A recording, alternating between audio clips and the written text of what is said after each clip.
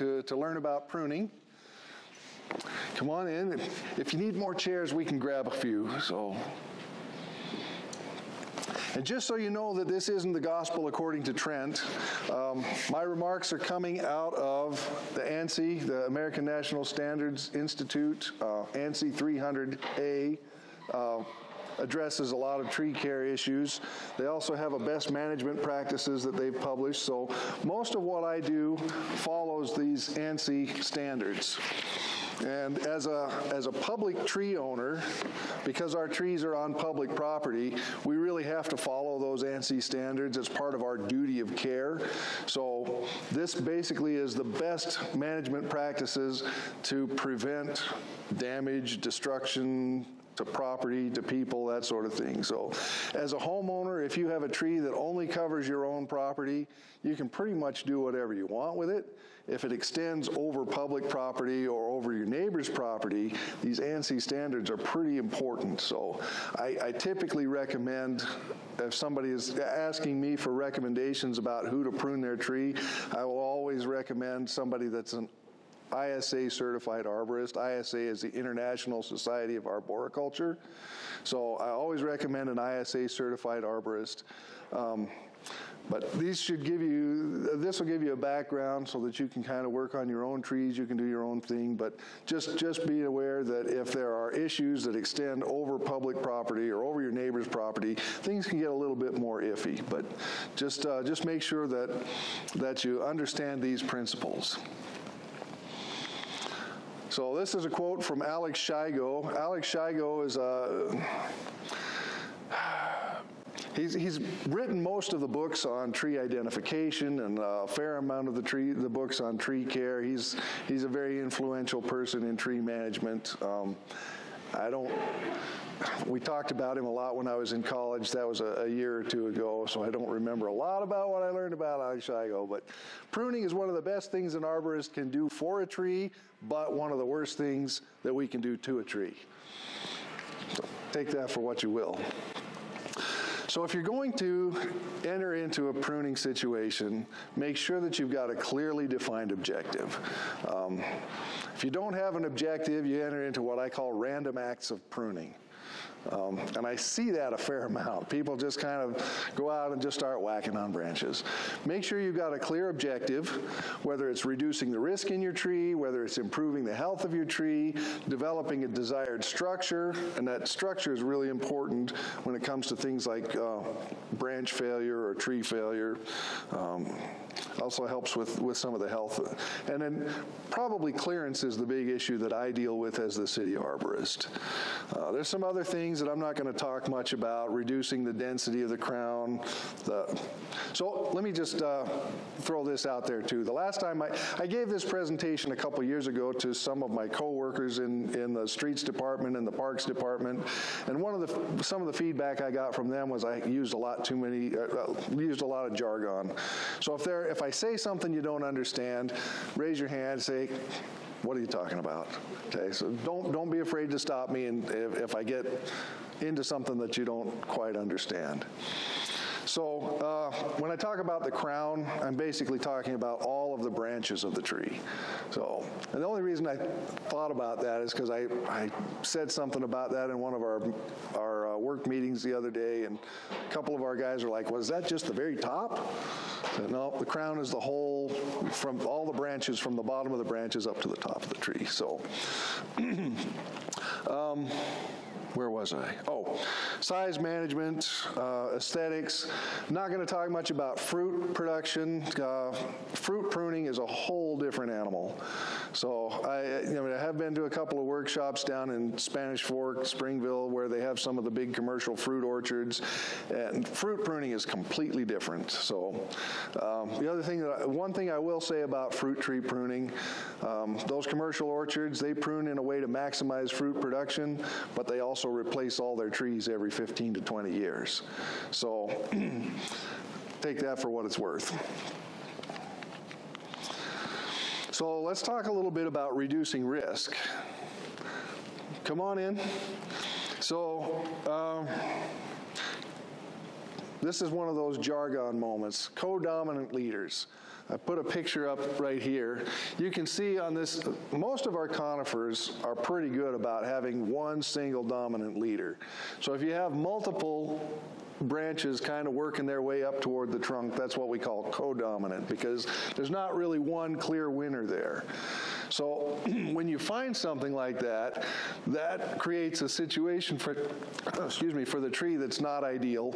It's a weak point in those branches, and as they all get bigger, eventually one or two, or there's actually four there. You can't really see it in that picture, but at some point, multiple branches are going to fail. They're going to break. They're going to snap off.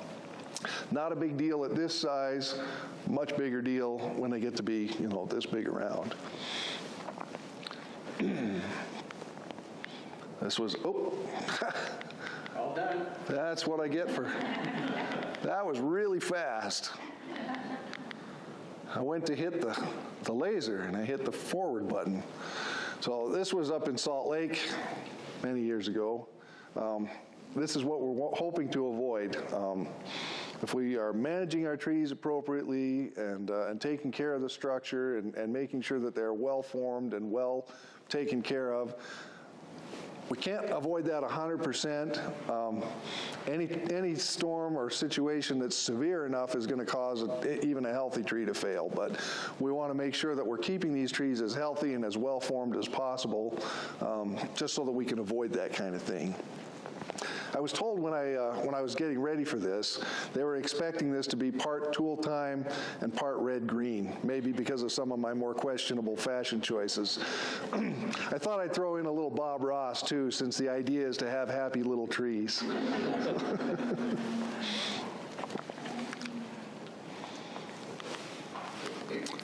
Included bark. So this is another issue. I was talking to a fellow just before we started. He came in, he wasn't able to stay, but he had some questions about pear trees. This is a major issue with our flowering pears. And what this means, you can kind of see right here, there's a seam. It looks like a crack kind of developing underneath that branch. Right now it's not a huge issue, but as that branch gets heavier, basically there's a weak point there. So is anybody here familiar with welding at all? Okay, so when you weld two pieces of metal, if you get flux in between those two pieces, they don't really stick together, right? So that's basically what we're looking at here. As these branches grow, this one gets bigger and this one gets bigger, and they come together, and that bark stays inside of there, so it doesn't really form together as those branches start pressing on each other, and so that becomes a weak point. They're not really well attached. So that first picture in my presentation, let me go back a little bit. This is an example of what happens when you've got included bark on a flowering pear. And I usually end up taking about 8 or 10 of these out every year here in the city for that very reason. This one's actually minor compared to what I see a lot of times. Yeah. So is included bark a result of cross branches? It can be. Usually it's more a result of branches that are too close together, of having a poor branch angle. So if the branch angle is wide, there's plenty of room for those branches to expand and not include that bark. If those branches are close together, that becomes a real issue. So if you're college football fans, they always say a U is actually better than a Y. Amen.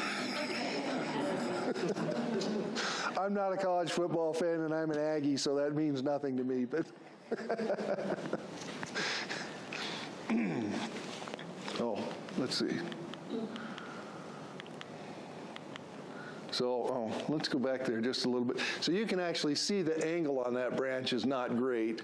And then these two branches have a real similar angle, so there's probably included bark there.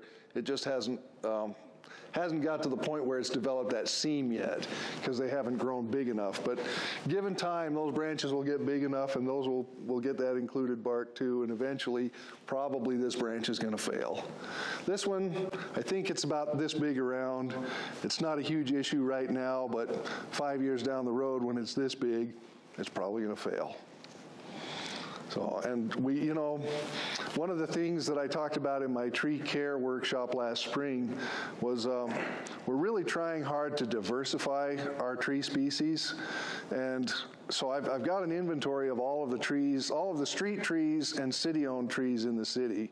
And ideally, we're looking for no more than 20%, or excuse me, no more than 30% of a single family, no more than 20% of a genus, and no more than 10% of a species. Right now, we're sitting at 47% flowering pair. So we've got some work to do. So I run into this occasionally. I always tell people we've actually banned the planting of flowering pear on streets, on our park strips, and that's one of the reasons, because we want to diversify. The other reason is because of its propensity to break. So having those big branches hanging over the street is always, I mean, obviously an issue. It's something we want to avoid. And honestly, I don't have the time to go through and prune every one of those trees in a way that's going to keep them from failing. So I do go through periodically, usually when the streets crew is going to be reworking on a street, I'll go through and do the pruning on those street trees. But really the only thing I've got time to deal with is the clearance issue. Yeah.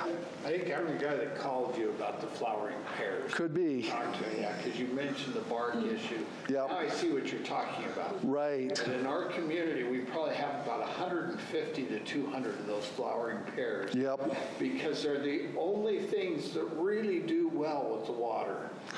So there's some others that'll... Trees that have died out. Yeah. The flowering pears are still healthy. Well, and not to jump ship too much and go back to my spring presentation, but 85% of the trees I see in town that die because they were planted too deep.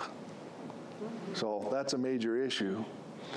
And the pears will tolerate that to a certain extent, but if they're planted too deep, they're also susceptible to other things. And anytime, I mean, there are a lot of things that can cause a tree to be susceptible to insect and disease. But the other reason we've kind of gotten rid of flowering pears is because of their susceptibility to fire blight. So, and if it's stressed at all, it's going to be more likely to be susceptible to fire blight. So, yeah. This is probably a silly question, but are all the trees on the parking strip, are they city trees? That's an excellent question, and the answer is kind of. So there are certain park strips that we as a city do manage and maintain. Like most of Mirabella, we manage and maintain. A good part of Rosecrest, we manage and maintain. Herriman Boulevard and Main Street, most of those we manage and maintain. Outside of that, well, I mean, there are some others kind of scattered around the city, but it's technically city property because the city has a right-of-way easement. The trees are technically considered privately owned, but we manage and maintain those for clearance, partly because of what I mentioned before, wanting to make sure that we are addressing those according to these ANSI standards. So that's why the city offers that as a free service rather than charging you guys to have it done. Or, you know, we don't, when we send those notices out, I've actually changed the wording on that just to say I'm coming out in 2 weeks rather than say get this done or I'll do it for free. You know, now I just say I'm coming out to get it done. And, you know, there are still going to be people who insist on doing it themselves. And I guess that's okay, but it always concerns me when I come out and I see that they've left problems, and I'll show you what some of those problems look like in a little bit. Does that answer your question? Okay. Oh, yeah, we talked about that already. So if you want to, oh yeah. Included bark, can you treat that, or do you just try to? The only way to treat it is to prune it. To prune it, so you can, well, I didn't get to it, but this is a tree out in Tooele where I live. I'll probably end up just cutting that branch. And then on this branch, it's not really at a place where I can cut it, so sometimes what I'll do is go out to the end and take some of the branches off the end just to take some of the weight off of it. So pruning is really the only way to deal with included bark. And sometimes, if it's really significant, well, usually what happens here, and especially if you're familiar with the park there at Rosalina, there's a lot of really old pears out there, and when one of those branches goes, it sometimes takes 2 or 3 other branches with it, and then it'll just kind of, the whole tree self-destructs. So I end up just taking the tree out and we plant something else. So if we want to improve the health of our tree, we're basically looking at branches that are rubbing and crossing, that are damaging the bark, because that provides entryways for fungus and insect and disease. We might find that we've already got an infestation of insects or diseases, and anything that's damaged. We want to make sure that we take those out. I don't want to talk about that right now, but that's more of a tree care issue than a pruning issue. But anybody who's wondering, this is the exoskeleton of a lilac ash borer. So it's in an ash tree, and as the adult is working its way out of the tree, it basically climbs out of its own skin and takes off as an adult and leaves that little bit sticking out of the hole. So if you wanted another option for pruning, what was the word I used earlier? I said it, so I know what the word is, but objective, that's the word I'm looking for. Another objective is to develop the structure. This oak tree here has phenomenal structure. You can see it's got that one main leader, got a nice straight trunk to it. The branches are well separated. They're all at a nice angle. So we call the big branches that you leave behind, we call those scaffold branches. Those are kind of that's what everything else is going to be built on, are those scaffold branches. You want to make sure that they're growing outward from the tree. You don't want any branches that kind of grow out and then curve around and do all these weird angles. You'll see a lot of that. Some species more than others, but you just want nice straight branches that are growing at a good angle. Remember, the U is better than the Y. Sorry, I had to throw that in again. Strongly attached to the trunk, free of any serious defects. And again, providing clearance is an objective. This is a terrible picture. This is what we put on our brochures that we send out to people. We're not really looking for you to just take a song of. I'm looking for a better picture that I can put in there, but I have had people ask me about that. Is that really what you want me to do? No, that's not what I want you to do. But so our city ordinances state it's got to be 7 feet over the sidewalk, 13.5 feet over the street. So I do get a fair number of people that are upset when I have to lift those branches up to that 13.5 feet. And it does kind of create a little bit of an odd shape to the tree because it kind of has that look to it. One of the things that I guess an analogy I used with the lady is that our street trees are really working trees. So, you've got show dogs and you've got working dogs. Our street trees aren't necessarily show trees, they're working trees. They provide a lot of benefits to you as homeowners, they provide a lot of benefits to us as citizens, but we also have to make sure that we have the clearance for people to walk under them and for cars to be able to get underneath them and that sort of thing. Yes? What's the clearance supposed to be on a horse path? I don't know that that's spelled out in our ordinance. But if that's an issue, I will make note of that. Because I just have a horse path right along my fence line. Right. Where to go on that? Well, okay, so I'll tell you this. We occasionally take our pickups through there to do work, and if I'm hitting my light bar, then it probably needs to be pruned. And I don't always take the time to do that. I probably should, but there's one of me and there's 20,000 trees. So, but I am kind of working with some of our other parks guys trying to make sure that they understand these principles.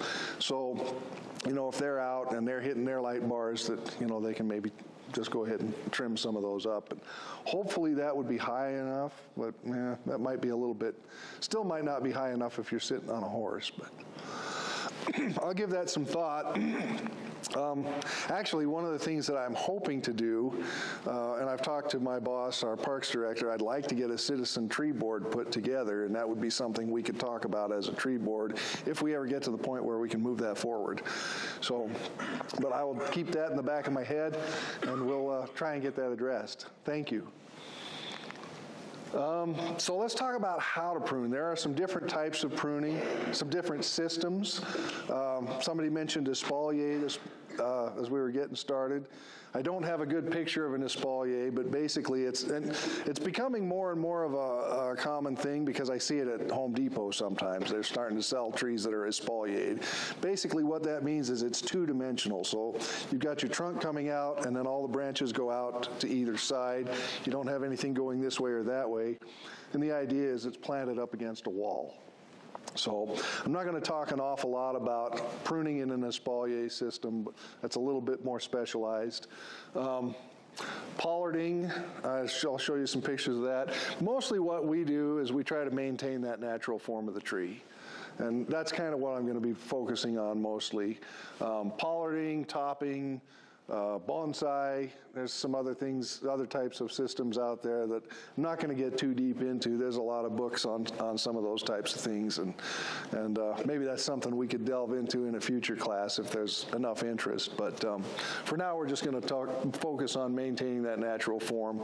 But I do want to talk a little bit about pollarding, just because it's not the same thing as topping, and topping is an important subject. It's something I do want to talk about. So just briefly, not all species are suitable for pollarding. You'll see trees that look like this out and about.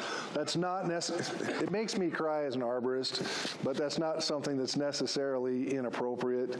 Pollarding initially was started hundreds of years ago as a way to continue to grow sprouts off the top of a tree that was too high for livestock to chew on, so they would use it for wood, fiber, and different things. Now it's mostly an ornamental thing. Like I say, some species you can pollard, some species you can't, but you typically have to manage that every single year. And the idea is you cut off all the new sprouts every year. It'll form little nubs.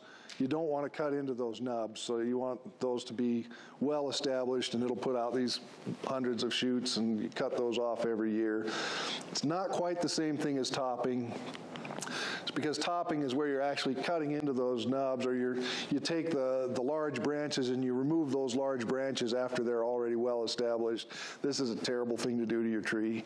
I hear people say all the time, it looks so great afterwards. And I'll show you a little bit about how that looks, but it will produce a lot of shoots. That's the way the tree deals with stress.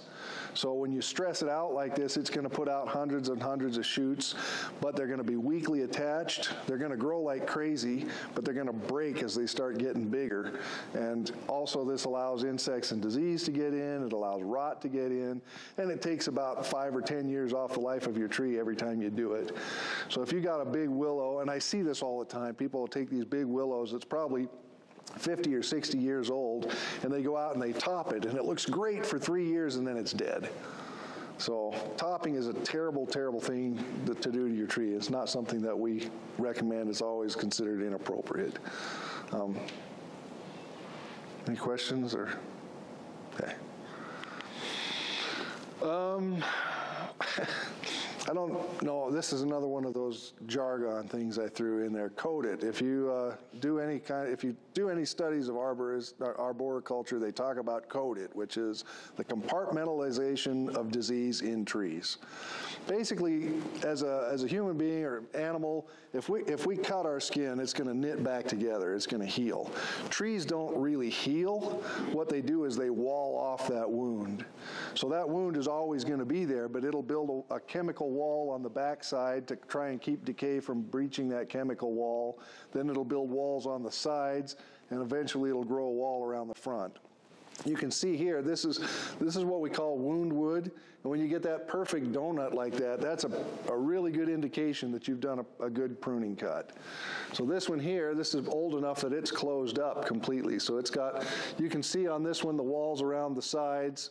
Here it's got the wall in the front. You really can't see the wall in the back. But that's essentially the way a tree deals with a wound, is to wall it off. And so like I say, if you're a tree nerd, you'll know what coated is eventually. The best thing is to cut when the branches are small. It doesn't take very long to heal over a small wound. It takes a lot longer to heal over a large wound. So the longer that wound is open, the more likely it is that it's going to get disease or fungus or insects into that wound. And you want, I'll talk about a couple of things. I'll show you on the next slide what I mean. You want to avoid cutting into the branch collar, and I'll show you that on the next slide. And you don't want to take any more than about a third of the crown in a single year. So if you do that, if you take more than that, it's going to really stimulate stress growth, and it's going to be a problem. Let me just make sure we're getting close to our half-hour mark. And you want to try and leave a smooth cut with no jagged edges. You don't want ripped bark. You don't want stuff kind of hanging there, because that's all going to impede the growth of that wound wood. So this is kind of what I'm talking about. There's a couple of different kinds of cuts. A branch removal, typically you're looking at a larger branch, and you want to do this in 3 steps. So the first thing you want to do is make this cut a little bit out. So here's your branch collar right here. And you'll see a little bit of a swelling here and a little bit of a swelling here, and you want to just follow that branch collar. But if you've got a large branch, you want to make this cut a little bit out away from the branch collar from the underside. Then make your second cut out away from that a little bit too from the top. And what that does is cause all this weight to break off, so that when you come back and you make this third cut, it's a nice clean cut. If you don't do that, you start into this cut right here, and then you get about this far, and then all that weight comes crashing down, and it peels the bark all the way down. So you don't want to peel that bark, because that's damaging that root collar. That's going to hinder the growth of that wound wood. So that 3-step cut is pretty important, especially for any branches with any kind. And you know, some tree species are better than others at not peeling. Some of them, if you're quick and you got a good sharp piece of good sharp tool, you can get through it. On a small branch. Other trees, other species, it's going to peel if you don't do it that way, even on a small branch. So you kind of get used to, you get a feel for what you're dealing with. But if you do that 3-step process, you can avoid that peeling. Branch reduction is where you're taking a large branch and removing it back to a smaller branch. So if you got a branch coming out that goes out this way and then a smaller branch that comes out here, you cut that branch here and leave that smaller branch. But what you want to make sure of is that this smaller branch is at least a third the size of the branch that it's attached to. If it's smaller than that, it's not going to have enough nutrient production to keep that branch alive. Does that make sense? Yes. Are you talking diameter? Yes, diameter. Yep. Good question. And then there's a heading cut, and this is typically not an appropriate practice. There are some times when you might use it. I mentioned fruit tree pruning is a really different animal. We sometimes see a lot of heading cuts in fruit tree pruning, but for shade trees, this is not an appropriate cut once the tree is well established, generally. When do you prune? So I always tell people the best time to prune is when the tree is dormant. That means when the leaves fall off, so either late fall, from the time that they fall off in the late fall to before they come on in the spring. So the best time is when your tree is dormant. The second best time is when you have time to get around to it. So basically the reason that I encourage people to do it when it's dormant, those leaves are producing nutrients for the tree. So you leave all those leaves on through the growing season, and they're producing nutrients, and they're sending them down and storing them in the roots. So if you wait until those leaves fall off, they've done what they're going to do, and all those nutrients are already stored. So you can prune that tree, and all of those nutrients will be available in the spring for new growth. You might not want that. If you're trying to reduce the amount of growth on your tree, you can actually prune in the summertime, and it's not going to be a huge change, but it will slow some of that growth down because you're reducing some of the nutrients stored in the tree. The only real exception to that is if there are insects or diseases that you're concerned about. For example, I mentioned fire blight in our flowering pears. I try not to prune pears during the growing season because that fire blight is a bacteria. And if I open those up, it allows those bacterial spores to spread to the tree. So if you're pruning on a pear tree or any tree that's got fire, anything that's in the rose family, your pears, your apples, your mountain ash, cherries, all your fruit trees, are in the rose family, and they're all somewhat susceptible to fire blight, but it seems like some of the crab apples and the flowering pears are particularly susceptible. So if you're pruning a tree that's got fire blight, you want to make sure you go far enough down that you're not hitting that diseased wood, but you also want to take a bleach or an alcohol solution and clean your tool after every single cut. Otherwise, you're going to just spread that fire blight through the tree. And I can tell you that 100% because in my earlier days, I thought I knew enough that I could.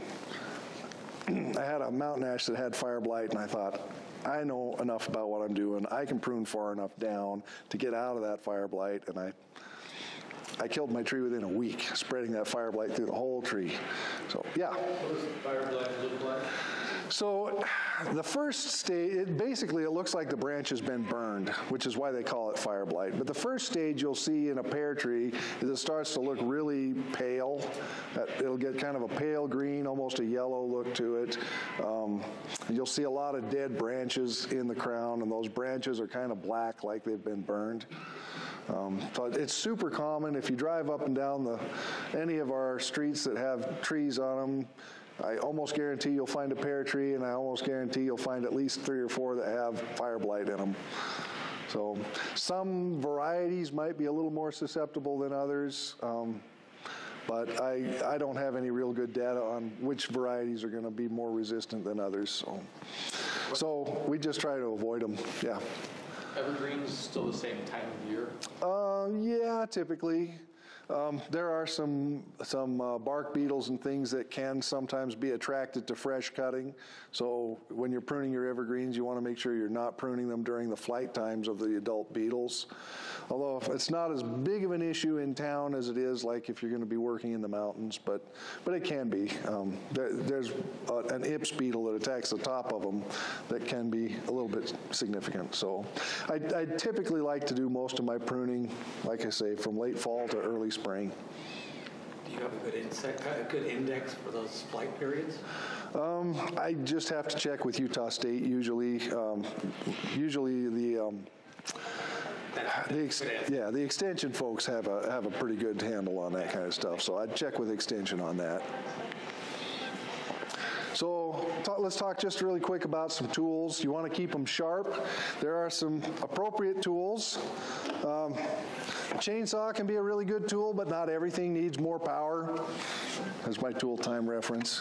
A small chainsaw, I highly recommend if you're going to use it to prune. You want something that's light and easy to control, something that you can carry. And this is, again, just for the larger branches. I wouldn't spend much time on small branches with this. This is a really great saw because it's got a really small bar, it's got a really narrow tip and a really fine chain. So it's great for pruning with. Not very good for cutting down a tree. Oh, yes, please. Loppers are probably my most useful tool for the most part. Again, you want to keep these sharp, and you want to use, so these are a side cutting lopper. You can see it kind of slides down on the side there. This is an appropriate lopper. These are anvil style loppers. Don't use these. They sell them.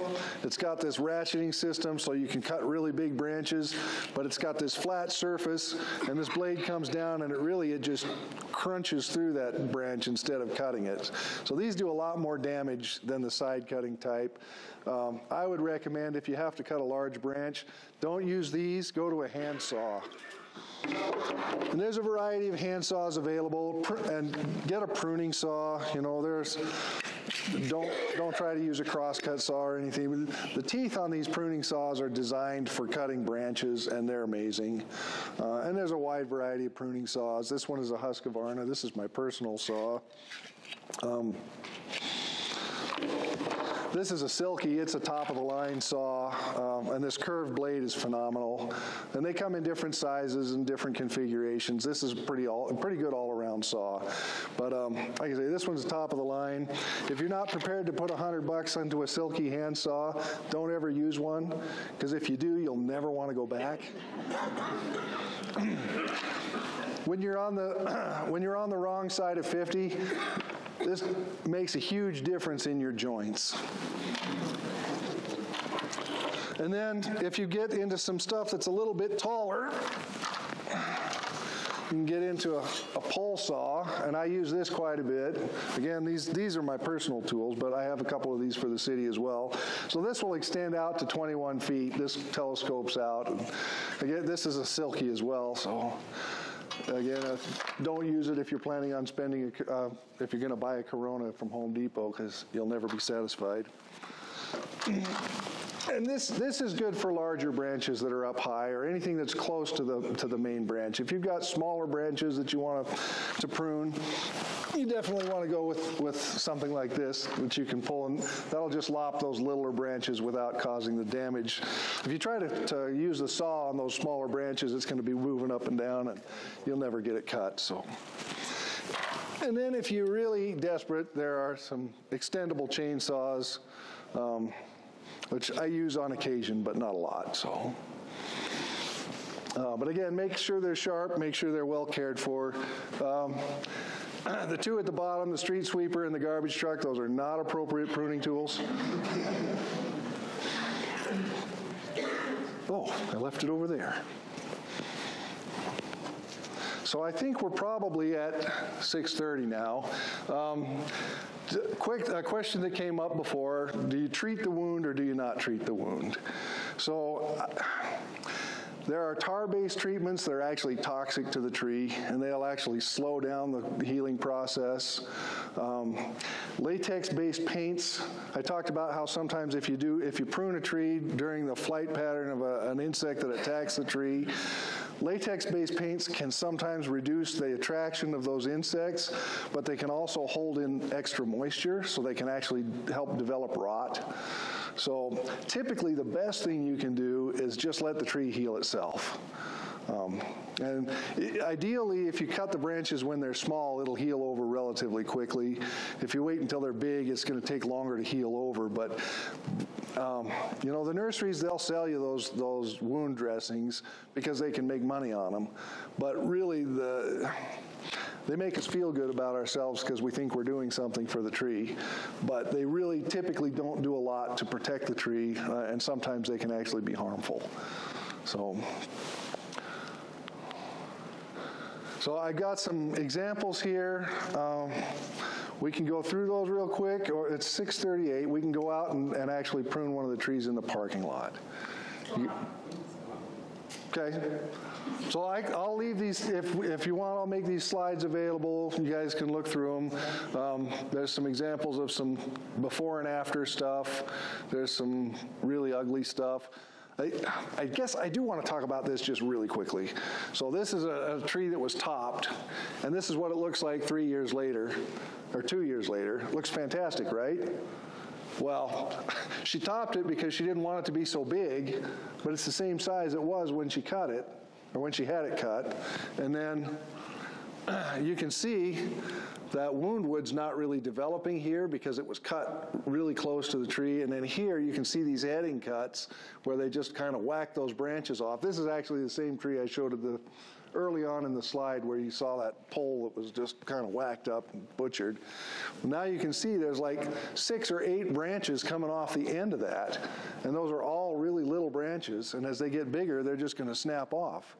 So what she's basically done is created a problem, and that's going to be an issue for us for years, because those branches are just going to continue to snap off, and it's a street tree. So this is why we tell people, please don't top your trees. So anyway, so we can, like I say, I'll leave those up there if you guys want to look at them, but let's go outside and do a little pruning. Is the one everybody hates that they call Chinese elm, but when they hybridize it, it's a much nicer tree, but I love the American elm. We lost most of them due to Dutch elm disease back in the 40s and 50s across the country, but they have some disease-resistant strains. This one's actually a Lewis and Clark variety. I lived and worked in North Dakota for about 12 years, and I actually know the tree that this one's based off of, and it just made it through the Dutch elm disease it's one of those words that's not coming to my head, but when the Dutch elm disease went through the state, that one tree just sort of made it through and it wasn't affected. So they've been cultivating it, and it's not 100% free of the disease, but it's resistant to it. So anyway, so I was really excited to see it at the nursery, and I bought it and snuck it in here. But Trent, do you feel like everyone can see, or do you want me to put the... I don't know. Is everybody, can you see okay? Okay, I'm going to take... Come over there so he can face the camera all the time. Please. Seriously. Oh. All about production value. I'm going to take this branch off, this whole branch, because it's basically one of our temporary branches, and it's probably just big enough that I mean, it's small enough, and this saw is sharp enough I could probably get by with not doing the 3-step cut, but I'm going to do it anyway just to kind of demonstrate it. And because these trees will fool me. Sometimes I think I can get away with it, and I try it, and I didn't get away with it. So I'm going to do the 3-step cut. So I went underneath. Now I'm going to go out past that.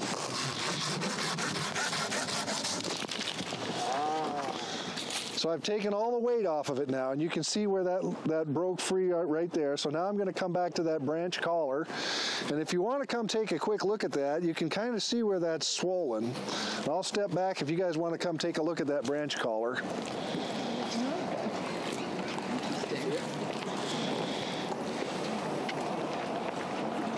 And you just want to make sure you're not cutting into that branch collar. So stay just outside of that. So it's this little swollen ring around the outside edge.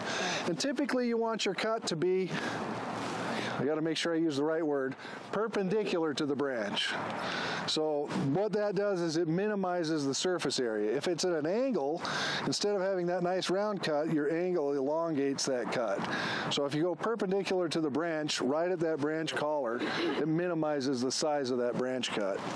Parallel. No. Parallel to the branch? Perpendicular is this way. Parallel. Right. So the branch grows this way. We want to go perpendicular. Not parallel. Okay, perpendicular to the branch. Yeah. Right. I always have to stop and think about that before I say it, because I'm going to say it wrong. It's been a long time since I took 7th grade math or geometry. So I'm going to move just outside that branch collar, and I'm just going to take that off. Okay. And then let's take a look at some of the, we've got some other things that we can address here. We talked about those scaffold branches. So we've got a lot of smaller branches in here, and some of these are kind of growing downward. So I'm going to take those off. When they grow down like that, it can create some issues for those branches. They're not going to be able to support much weight. So when they grow straight down, definitely want to take those off. So this one right here, is this what you would say it's, so it's coming down? That's kind of marginal. This branch right here is at about the optimal angle. Yeah. You know, it's not straight out, but it's not straight up. It's so when they come out and they drop down a little bit, I don't want to take all of the branches off. I mean, there's a lot of downward growing branches on this tree, and I don't want to take them all, but I'm going to maybe thin them out a little bit so that we've got some good spacing in between those branches. This one's growing down. You can see it's rubbing on those other ones over there. This one's in my way. I'm going to take that one off. I'll take that one off. This one here is kind of rubbing against the other one. So this is what we talked. So this is a branch removal. This is a branch reduction where we're going to cut this back to the next branch. And we don't want to cut it out here because then we got this stub right here. We want to cut it right at that branch union. Okay, now they're not rubbing. We don't have that issue. We've got this little one right here that's kind of growing up against there. We're going to try and take that off. And sometimes you can't quite get the whole thing. You know, you want to try not to leave any stobs, but on these smaller branches, it's not as big of an issue. It just the tree has to have time to grow over that wound. So on a really small branch, it's not a big problem. Larger branches, it's a bigger issue. So at some point, we'll probably want to take this branch off as well because it's down in that low section, but it's not over the parking lot, it's not over the sidewalk. our mowing contractors have head cut these branches, so I'm actually going to take this one right off, and I could potentially take it here, but this one's growing over this one, so there's a cross there. It's kind of something I want to avoid. So I'm going to take it right back to here. So now we've gotten rid of that cross, and this branch is about 1/3 the diameter of this branch, so we're good there. We've got a crossing branch here. Nope, I did sharpen these. Sometimes you got to flip them over and go the other direction. And I've left a little. That's what I told you not to do. Sometimes you just have to improvise. And that's a little better. And then so one thing I didn't talk about, we do typically want to have a single leader on most of our trees. Some trees, like oaks, have a real solid leader to them just naturally. Some trees have more of a vase-shaped form. The elms tend to have kind of that vase-shaped form. But I still kind of want to have one leader that's kind of up above all the others. So the term is called subordinating. So if you've got several branches that are about the same height, you want to kind of pick the one you want to be the main leader, and you can cut the others back. So I'm going to probably cut this one back, and I'm going to cut this one back. I think as I follow the trunk up, I would probably want one of either this branch or this branch to be the main leader. So I'll probably I'm going to cut this one back, and I might cut that one back to here, and I'll cut this one right off, just so that we can kind of encourage that upward growth. Sometimes if you get multiple leaders, it kind of reduces the amount of hormones that cause the tree to grow upward, and it just sort of grows outward. And you'll see that in pines quite a lot. One of the pictures that we didn't talk about in my examples is a pine that's got a branch coming out about this level, and it's trying to become the new leader for the tree. And that pine is the same age as the ones around it, and it's probably 20 feet shorter.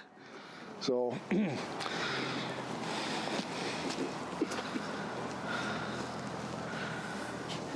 let's see. I think I'm going to take this one off.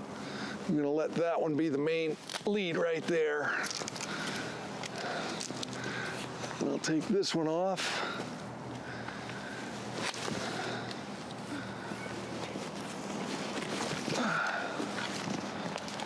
And then we've got a few crossing branches here.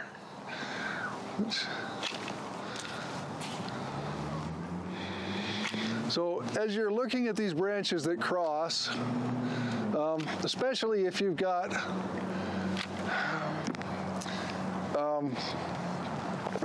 buds that are coming out on the branches that you leave behind, you want to look at the direction those buds are growing, because that's the direction that branch is going to grow. So if I were to say take this branch off right here, there's a bud right there, and that bud's going to grow that way.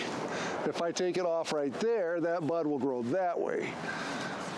But I'm going to take this one off right here, and then I don't have to worry about the direction those buds are going to grow. But so pruning is it's probably 1 part science and 3 parts art. So there's a fair amount of judgment call that goes into it, and you want to kind of think about what you want the end result of your tree to look like. Maybe it's only 2 parts art, I don't know. So question on this tree here. Sure. You've got this area here. Uh-huh. Is there an issue with that particular joint there of the branches? There could be. Maybe at some point, well, This branch right here actually is at a pretty good angle. This one is coming off almost off of this branch, which is a little bit weird. So that could create some issues. They're pretty well stretched apart. Although now that I come over here, I can see this branch is actually, instead of growing out that direction where it ought to be, it's kind of growing back this way. So it probably would be a good idea at some point to take this branch off. And I guess that's the other thing you need to recognize about pruning too. Sometimes it's a multi-year project. So because you don't want to take enough off the tree to stress it, to cause it to undo everything you just did, or to reduce the health of the tree. So sometimes you take a few branches this year, you look at it, you think about it, maybe take some more next year. You know, it might take 2 or 3 years to really get it shaped the way you want it. So I'm not quite sure I'm ready to take that branch right now, although I probably don't want it to get too much bigger either. But maybe next year we'll take another look at that. Because I did take the top off of it anyway, allowing that other one to be the leader there. So probably would be a good idea to take that off eventually. So.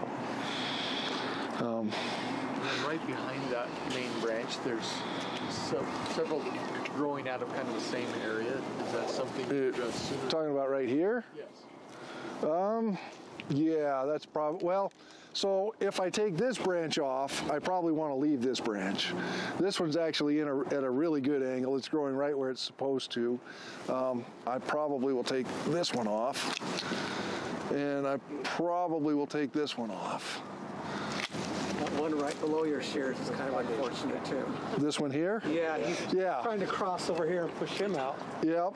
But if you take him out, we've got a big kind of a hole, right? So that's where that art comes into play. And this one. Let him go another year or two. Yeah, sometimes I just give it some time to think about it. That one is growing backwards. Almost any time I have a branch growing backwards into the crown, I'll almost always take those out. You have this one here that's kind of crossed and laying over. Yep. Oh, yeah, I saw that one earlier. We'll probably take that one off right here, which, you know, like I say, eventually I'll probably take this whole branch.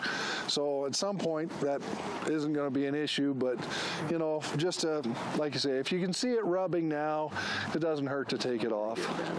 Yeah, right. And I got one growing straight down and kind of off to the side over there. And this one's kind of growing right into that one. So this is another one of those situations where I probably will end up taking this branch off eventually. I don't think I want to take it off now. This one's crossing that one, but and I probably would have thought of maybe leaving this one, but instead of growing straight towards me where it's coming out, it comes out and grows that direction. So I'll probably take that one because it's at an oddball angle. And elm trees are actually notorious for growing really thick branches, and you almost have to prune an elm every year. These ones back here, usually the only time I get out and prune these trees for structure is when we're hanging Christmas lights in them. So my main objective is to clear it out enough that I can actually get a bundle of lights through those branches. What kind of tree is that one? That one is the hybrid elm. That's, I think, frontier elm is what that one's called. One of the really nice things about that, most elm trees turn yellow in the fall, but these hybrids, they get that nice red color in the fall. So that's one of the selling points of that particular tree. So there's probably more to do on this tree. Are there any other questions or anything that you guys see or that? You have a question? Yeah. And you've done exactly what I would have. We've got this large gap right here with no real branch work. Am I counting on something else budding here? Probably not. But this guy should hopefully fill up in there. Well, yeah, Don't worry about creating gaps. Sure, but like I say, because we're in a parking lot, eventually pretty much everything from about here down is probably going to be taken out anyway. So we want branches that are going to be high enough that people aren't going to be hitting them as they're pulling into that parking spot. So those are the kinds of things that you want to be thinking about when you're pruning is what is my objective? What do I want to make sure that I am addressing when I prune this tree. And it may not be an immediate objective, is what you're saying. Exactly. Yeah. Anytime you're dealing with trees, you really have to think long term. Well, I'm probably too short to point this one out. Okay. But let's see, this guy right here. Yeah, I was just looking at that. It's got a pretty nasty cross right there. And it's kind of unfortunate. It's a great angle, although it's almost 90 degrees, which is almost too flat. But yeah, we probably definitely want to take that out. And then we got plenty of space between this branch and this branch. Typically, they recommend about 18 inches between scaffold branches. So how much will that center trunk expand, or where they're coming out, is that where they'll always be, they'll just get bigger around? Right, yeah, so the root is at the top. Yeah, that's something I ask the kids when I do Arbor Day presentations all the time. I give them a math question. If the tree has got a branch at 4 feet and we put a swing in that branch and it grows a foot a year, how high is that swing going to be in 4 years?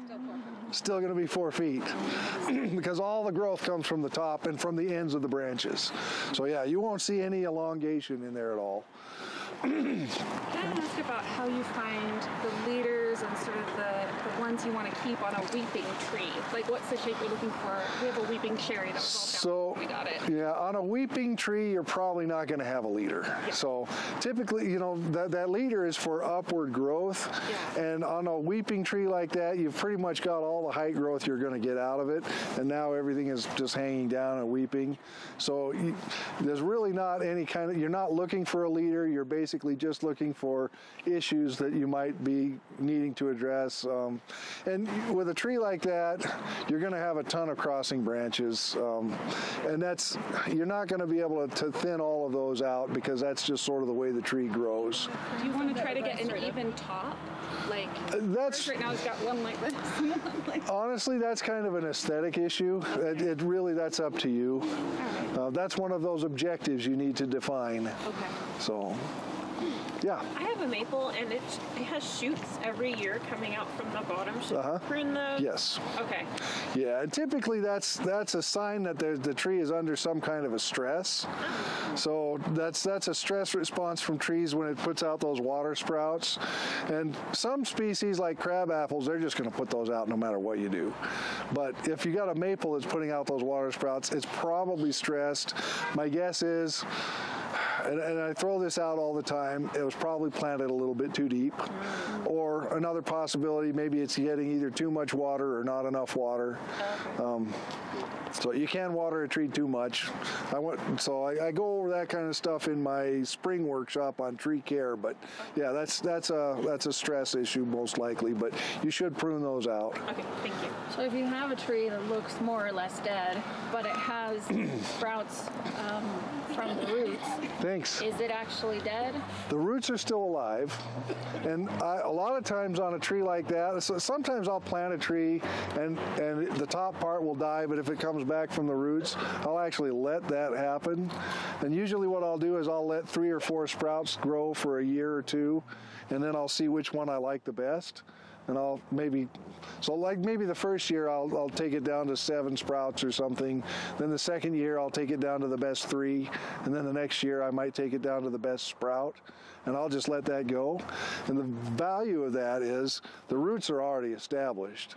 So they're going to be doing what they need to do, and you're going to get a lot faster growth out of that tree if those roots are established than if you take that tree out and put a new one in. So would you recommend cutting off the rest of the tree? Yes. And so you cut the entire thing, leave it. Yep. And in fact, if you drive down Herriman Boulevard, you'll see a few that I've done just that with. So there's a few of them I've just cut the top off and I'm letting the base grow. I think there's a couple at the Rosecrest splash pad like that too. So if you're out in the park and you see that there's a tree that's missing, but there's a bunch of stuff coming up from the ground, that's deliberate.